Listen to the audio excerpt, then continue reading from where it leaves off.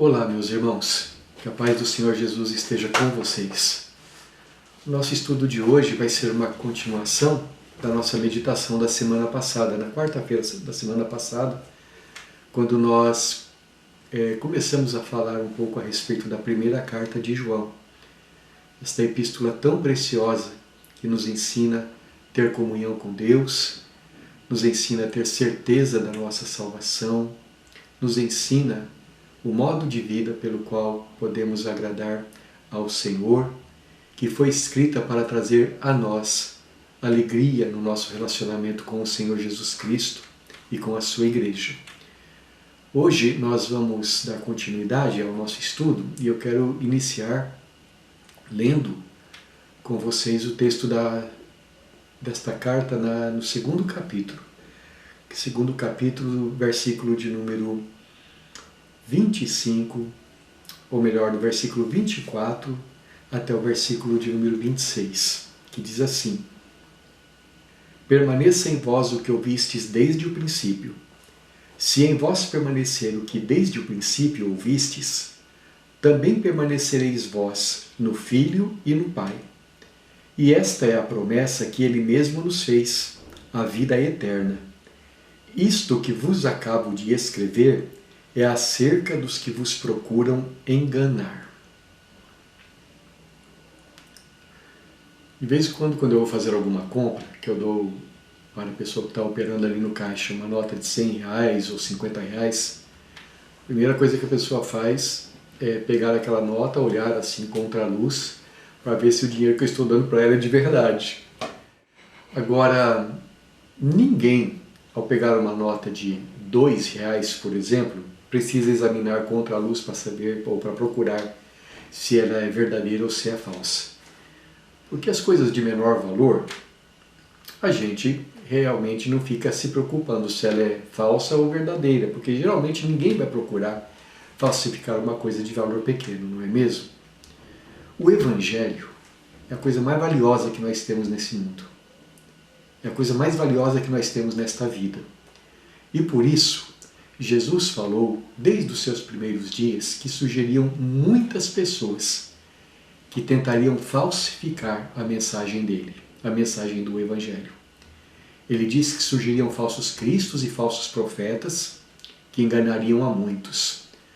Os apóstolos de Jesus também ensinaram a mesma coisa. E já nos seus próprios dias, eles precisaram muitas vezes combater falsos ensinos que já estavam surgindo, através dos quais Satanás procurava desviar as pessoas do caminho da salvação. Falsos ensinamentos, falsos mestres, sempre aconteceram em toda a história da Bíblia, desde o Antigo Testamento, e especialmente depois que o Senhor Jesus veio com a sua mensagem. Conforme nós falamos na semana passada, quando o apóstolo João escreveu esta sua preciosa carta, o que levou ele a escrevê-la foi o surgimento de algumas doutrinas erradas na região da Ásia Menor, onde ele estava servindo a Deus. Pessoas que no século seguinte vieram a ser chamadas de gnósticos, estavam ensinando misturas da verdadeira doutrina do Senhor Jesus com ideias pagãs, notadamente algumas ideias da filosofia grega, fazendo uma mistura das duas e afastando as pessoas completamente da verdadeira mensagem de Jesus. E como eu disse para vocês na semana passada, se você toma um remédio falsificado, isso pode ser uma coisa muito perigosa para a sua vida material, para a sua vida física. E quanto mais perigoso é para nós um remédio falsificado para a nossa vida espiritual. Agora então, quando o apóstolo João está escrevendo a sua carta para combater os ensinos errados, surgiu essa coisa maravilhosa chamada primeira carta de João, porque nela, para combater a mentira, João nos ensina a verdade. João nos ensina o verdadeiro caminho do relacionamento com Deus, da salvação eterna e da nossa alegria no Senhor. Hoje, então, meus irmãos, nós vamos prosseguir as nossas meditações nesta carta, considerando as coisas erradas que João precisou combater. E qual foi a resposta dele? Vamos ver isso assim de forma ainda panorâmica e aos poucos, semana após semana, a gente vai se aprofundando mais, tá bem? Então veja, o texto que nós acabamos de ler, ele diz assim, olha, se aquilo que vocês receberam desde o começo, quando o Evangelho foi pregado para vocês, permanecer em vocês, vocês vão permanecer na comunhão com o Pai e com o seu Filho. Vocês terão certeza da vida eterna. E por que eu estou escrevendo isso? João diz no versículo de número 26, isto que acabo de escrever é acerca dos que vos procuram enganar. Portanto, vamos ver então quais eram as coisas erradas que esses enganadores estavam procurando disseminar dentro da igreja do Senhor Jesus Cristo. Há duas grandes doutrinas erradas aqui que são mencionadas pelo apóstolo João, e é sobre elas que nós vamos falar então na nossa meditação de hoje. A primeira doutrina ou conjunto de ensinamentos errados que eu quero mencionar é descrita pelo apóstolo João aqui no capítulo 4 da sua carta. Eu vou ler apenas para título de conhecimento no momento aqui os versículos 2 e 3, quando João está nos ensinando a detectar falsos mestres e falsos ensinamentos. Ele diz assim, nisto reconheceis o Espírito de Deus. Todo espírito que confessa que Jesus Cristo veio em carne é de Deus. E todo espírito que não confessa a Jesus não procede de Deus. Pelo contrário, este é o espírito do anticristo, a respeito do qual tendes ouvido, que vem e presentemente já está no mundo. Então veja, aqui o espírito errado, ou o espírito do anticristo mencionado pelo apóstolo João, é aquele espírito, isto é, aquele mestre que traz uma doutrina que nega a encarnação do Senhor Jesus Cristo.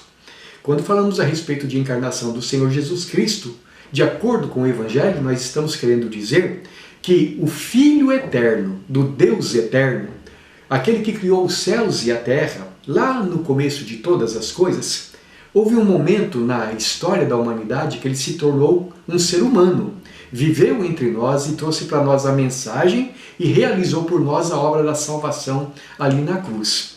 Pois bem, o apóstolo João diz assim, se alguém nega estas coisas, esse alguém não está trazendo uma mensagem que vem do Espírito de Deus, ao contrário. É o espírito do anticristo, que já está espalhado por este mundo, que são muitos.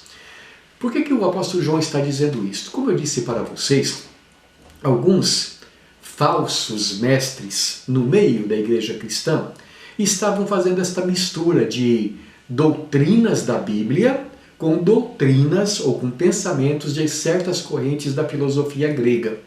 E segundo essas correntes da filosofia grega, existe assim um universo acima de nós que nós podemos chamar de universo espiritual e embaixo o universo material. O universo material, pela sua própria natureza, ele é mau, ele não é bom, enquanto que a verdadeira bondade existe na esfera das coisas espirituais. É claro que eu estou falando isso de um modo muito simplificado e bastante resumido, mas era assim que eles pensavam. Consequentemente, o universo espiritual não pode se misturar com o universo material. Eles são opostos entre si. Ora, se as coisas do universo material, ou antes, as coisas do universo espiritual não podem vir à Terra ou se misturar com as coisas materiais, é lógico que Jesus, sendo do universo espiritual, ele não poderia se tornar um ser material. Do contrário, ele se contaminaria. Então, segundo alguns desses mestres, o que foi que na realidade aconteceu? Jesus nunca foi um ser humano de verdade, mas ele provavelmente era uma manifestação espiritual com aparência humana, de tal modo que ele pudesse se comunicar conosco e mostrar o caminho da salvação, que era através da libertação das coisas materiais. Bom, esta era uma corrente de pensamento. Outra corrente de pensamento dizia assim, que na realidade Jesus era um ser humano de verdade, só que ele não era em si mesmo a encarnação de Deus, mas que no momento do seu batismo ou em algum outro momento na sua vida, veio aquele ser espiritual sobre ele e que falava por intermédio dele, mostrando o caminho da salvação. Então esses dois modos de falar a respeito de quem era Cristo eram uma negação completa de tudo quanto a Bíblia ensina. Porque, por exemplo, a Bíblia diz lá em Gênesis capítulo de número 1, que Deus, no princípio, criou os céus e a terra. E tudo que existe, as coisas visíveis e invisíveis. E no final, depois que Deus criou todas as coisas, Deus viu tudo quanto havia criado e emitiu o seu veredito. Viu que tudo era muito bom. Então veja, o universo material, as coisas diante de nós, os seres humanos, foram criados para Deus, foram criados por Deus, e tudo foi criado muito bom, de tal modo que nós não podemos, de acordo com a Bíblia, dizer que o universo material é uma coisa ruim em si mesma. Então é uma negação da criação e de tudo quanto Deus fez. Mas em segundo lugar, também é uma negação de tudo aquilo que o Evangelho nos ensina a respeito de Jesus. Porque Deus amou o mundo de tal maneira que enviou o seu Filho ao mundo. O Verbo de Deus, o Filho de Deus eterno, lá no começo, que estava lá no começo criando todas as coisas, ele se fez um ser humano, como nós. E porque nós estávamos mortos em nossos pecados, ele morreu na cruz por nós, ressuscitou por nós. E o apóstolo Paulo diz assim, se Jesus não ressuscitou, tudo aquilo que nós cremos é uma coisa vã, é vã a nossa fé. Por isso, então, o apóstolo João diz, se alguém estiver dizendo que Cristo não veio em carne, na verdade, ele é o anticristo. Ele não está trazendo a verdadeira doutrina de Deus. Agora, no capítulo 1, então, para enfatizar isto, quando o apóstolo João começa a escrever esta carta, ele escreve o seguinte, o que era desde o princípio, o que temos ouvido, o que temos visto com os nossos próprios olhos, o que contemplamos e as nossas mãos apalparam com respeito ao verbo da vida, e a vida se manifestou, e nós a temos visto e dela damos testemunho, e vô-la anunciamos, a vida eterna que estava com o Pai e nos foi manifestada, o que temos visto e ouvido, anunciamos a vós outros também, para que vós igualmente mantenhais comunhão conosco. Ora, a nossa comunhão é com o Pai e com seu Filho, Jesus Cristo. Você vê, João está dizendo aqui, o que estamos falando para vocês, não é uma coisa que foi inventada por seres humanos. Foi o que nós vimos com os nossos olhos, o que nós ouvimos com os nossos ouvidos, o que nós tocamos com as nossas mãos, com respeito ao verbo da vida, isto é, com respeito ao Filho de Deus, Jesus Cristo. Ele estava aqui diante de nós como um ser humano, e por tudo aquilo que ele falou, por tudo aquilo que ele ensinou, por tudo aquilo que ele fez diante dos nossos olhos, porque nós vimos ele ser crucificado e ressuscitar 3 dias depois, porque nós vimos ele comendo conosco e subindo ao céu, é disso que nós estamos falando. Não estamos falando de uma ideia, mas de fatos concretos, fatos reais, que nós experimentamos na nossa própria vida. Nós cremos, nós sabemos que ele é o eterno Filho de Deus. É disso que nós estamos falando. E estamos escrevendo isso para vocês, para que assim como nós ouvimos e cremos, assim como tenhamos comunhão com ele, vocês também façam o mesmo. E o coração de vocês seja cheio, seja completado com a alegria que vem de Deus. Então veja, é isso que o apóstolo João está afirmando aqui para combater o erro. Se alguém disser que o Filho eterno de Deus não se fez carne, é o espírito do anticristo. Queridos, para dizer a verdade, me parece que negar a existência do ser humano Jesus Cristo é uma coisa que a maior parte das pessoas não faz. Mas existe uma outra maneira de as pessoas negarem aquilo que o apóstolo João está falando aqui.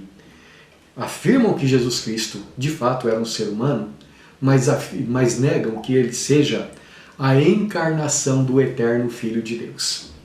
Algumas pessoas dizem que Jesus, sem dúvida, foi um grande mestre religioso, que ele teve muitas coisas boas para nos ensinar, mas que era um grande mestre, apenas isso. Era uma pessoa muito inteligente, que alcançou muito crescimento espiritual.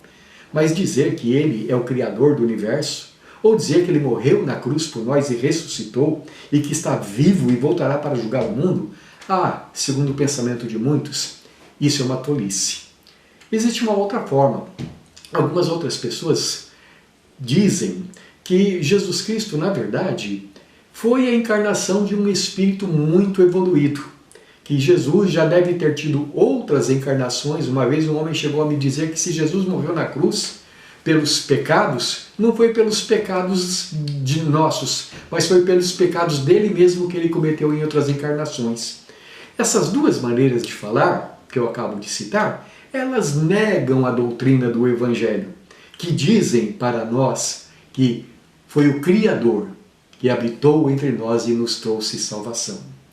Essa é a primeira doutrina, então, errada, que o apóstolo João combate aqui na sua carta, que nós queremos destacar. Como diz o apóstolo João, estes tais são anticristos. Agora, a segunda doutrina errada que o apóstolo João combate e que proporciona para nós uma firmeza ainda mais na doutrina verdadeira, é uma consequência direta daquela primeira.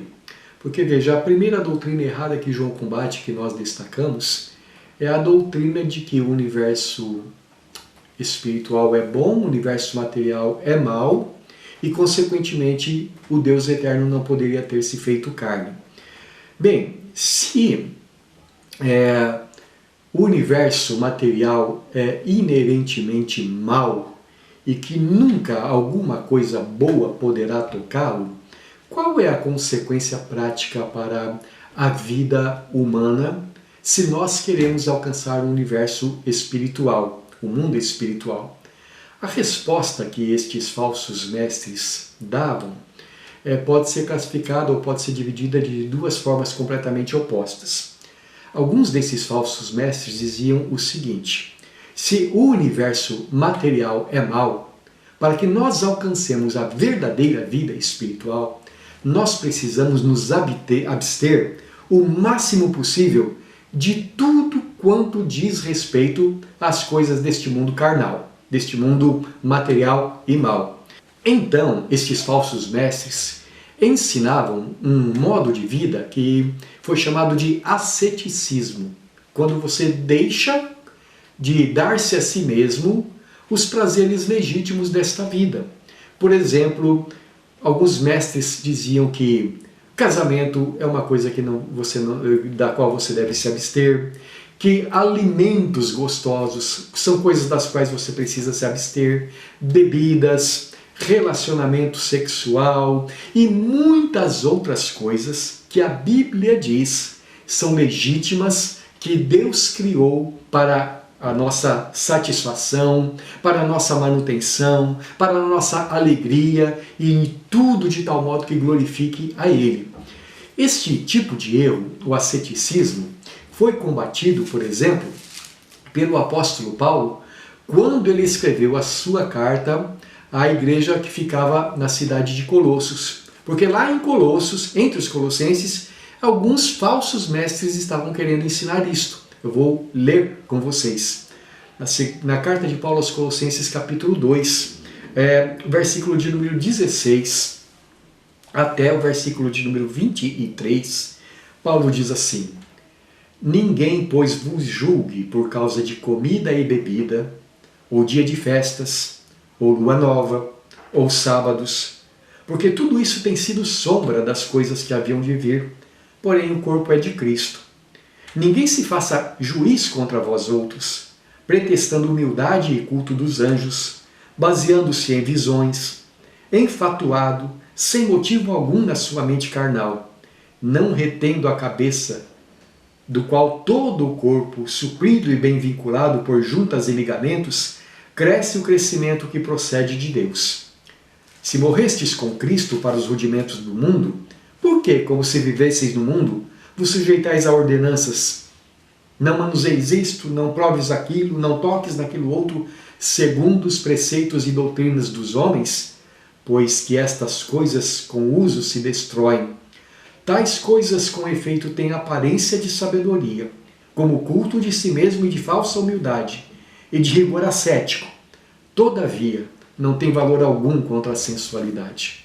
Então veja, na igreja de Corinto, o problema do falso ensino estava sendo aquilo que Paulo chama no versículo 23 de rigor ascético. Não mexa, não toque nisso, não toque aquilo outro, não come isso, não come aquilo, não faça isso, não faça aquilo outro, guarde tais dias e assim por diante. E Paulo diz assim, essas coisas não têm valor algum para você combater a sensualidade. Não tem poder algum para te dar capacidade de vencer o pecado. E não é assim que vocês têm aprendido do Senhor Jesus Cristo. Então, alguns mestres, falsos mestres, diziam isso. Para você chegar à verdadeira vida espiritual, você tem que se abster das coisas materiais. E aí você vai crescendo espiritualmente de tal modo que você vai evoluindo e é capaz de chegar no plano superior. Outra corrente desses falsos ensinamentos a gente pode ver naquilo que era completamente o oposto do asceticismo, que a gente pode chamar de libertinismo ou libertarismo. E o que essa corrente de falso ensinamento dizia? Ele dizia o seguinte, olha, tudo aquilo que é do mundo material não tem comunicação com o mundo espiritual. Consequentemente, nada do que nós fizermos neste corpo vai afetar a nossa vida espiritual. Então, nós podemos viver do jeito que nós acharmos melhor. Cada um pode fazer o que quiser, porque nada do que for feito no mundo material vai afetar a vida espiritual. O que importa é o nosso conhecimento do mundo espiritual. É uma forma de dizer, olha, nada do que você fizer é pecado. Nada do que acontece aqui está errado. Nada do que acontece de mal. Nada que acontece é mal. Você percebe como nos dias de hoje tem muita gente que pensa do mesmo jeito? Existem até aqueles que falam assim, olha, Deus criou todas as coisas, tudo é bom, então a gente tem que aproveitar e usar ao máximo tudo que a gente faz. Queridos, esta é outra maneira de negar aquilo que a Bíblia ensina tão consistentemente. Porque a Bíblia nos ensina que Deus criou tudo muito bom, mas entrou uma coisa chamada pecado na história. E o pecado distorceu, o pecado toca, o pecado prejudica tudo, todas as relações, toda a criação, como diz o apóstolo Paulo, geme por causa das consequências do pecado. Algumas pessoas dizem assim, não, o pecado não existe, o mal não existe, tudo é ilusão. É ilusão o que a gente está vendo no nosso dia a dia? Tantas guerras, rumores de guerras, doenças, enfermidades de toda sorte, morte, isso tudo é ilusão? É claro que não. Todo esse mal existe por causa de uma coisa chamada pecado. E Jesus veio ao mundo justamente para nos libertar do pecado. Então, o segundo erro que o apóstolo João combate aqui, a segunda doutrina errada, ele cita, por exemplo, aqui na sua primeira carta, no capítulo 1. E eu quero então voltar para o capítulo 1 e ler 2 versículos do capítulo 1 que falam a respeito disso. O versículo de número 8, João diz assim, se dissermos que não temos pecado nenhum, a nós mesmos nos enganamos, e a verdade não está em nós. Se dissermos que não temos cometido pecado, fazemo-lo mentiroso, e a sua palavra não está em nós. Veja, o apóstolo João diz, se nós dissermos que pecado não existe, a palavra de Deus não entrou na nossa mente, não entrou no nosso coração. A verdade não está em nós. Pecado é uma realidade, é o que ele está explicando aqui o tempo todo. E ele nos ensina, então, como lidar com o pecado, para que o pecado não faça separação entre nós e Deus. Claro que mais tarde a gente vai desenvolver mais essa questão, afinal, o que é pecado? Resumindo, pecado é tudo que contraria a vontade de Deus na nossa vida e faz mal para nós, consequentemente, que interrompe o nosso relacionamento com Deus. Pecado é toda desobediência à palavra de Deus, à sua vontade. Pecado é aquela inclinação natural que existe em cada ser humano também para contrariar a Deus. mas Jesus veio para solucionar o problema do nosso pecado. E de que forma nós experimentamos a solução? Então João diz aqui que precisam acontecer duas coisas. A primeira é que nós precisamos admitir que nós somos pecadores, reconhecer que nós somos. Porque se eu disser que o pecado não existe, então eu não tenho com o que tratar. Mas se eu reconhecer que o pecado existe, então eu vou saber lidar com ele. No capítulo 1, versículo 9, João diz assim: se confessarmos os nossos pecados, Ele é fiel e justo para nos perdoar os pecados e nos purificar de toda a injustiça. Então a primeira coisa que precisa acontecer, eu preciso reconhecer que eu sou pecador. Preciso confessar os meus pecados a Deus. Se eu confessar, não é que eu não peco, é que Deus me purifica dos meus pecados. E como é que Deus me purifica? João continua ensinando. Capítulo 2, versículos 1 e 2. Filhinhos meus, estas coisas vos escrevo para que não pequeis. Se todavia alguém pecar, temos advogado junto ao Pai, Jesus Cristo, o justo, e Ele é a propiciação pelos nossos pecados, e não somente pelos nossos, mas ainda pelos do mundo inteiro.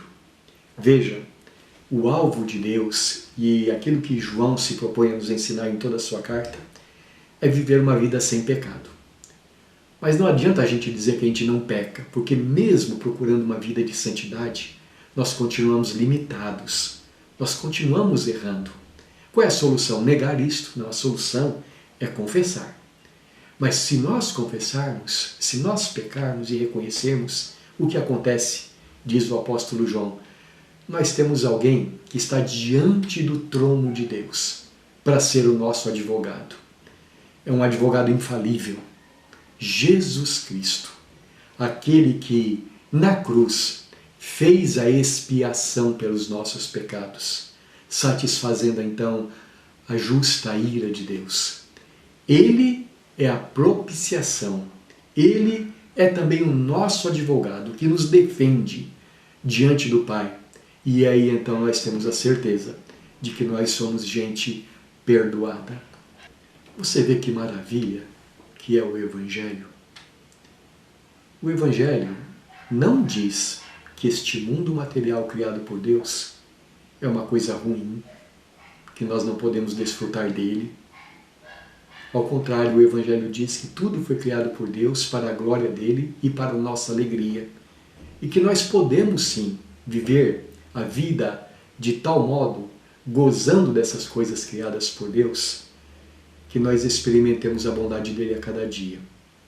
Mas o Evangelho também diz que por causa do pecado que entrou na nossa história, muitas vezes nós experimentamos sofrimento, experimentamos separação de Deus, experimentamos a morte, mas Deus nos amou tanto, tanto, tanto, que Ele veio a este mundo para destruir o poder do pecado sobre nós, para nos libertar, para nos perdoar e nos dar uma nova vida. E depois desta vida, como lemos lá no começo, a vida é eterna com Deus no céu. Evangelho é isso. E quando alguém, de alguma forma, destrói ou deturpa essas verdades maravilhosas, então nos desvia do caminho da comunhão com Deus, da alegria da salvação, da certeza da vida eterna, em suma, destrói aquilo que é de mais precioso. Quais as implicações práticas disso para a nossa vida? Eu quero resumir com a palavra do apóstolo João, que já lemos lá no começo da nossa meditação. Permaneça em vocês aquilo que vocês ouviram desde o começo, que Cristo veio e deu a sua vida por nós. Se estas coisas permanecerem dentro de vocês, vocês têm certeza da vida eterna e os falsos mestres não enganarão vocês. Louvado seja o nosso Deus pelo dom da vida eterna que Ele nos dá em Cristo Jesus. Vamos orar.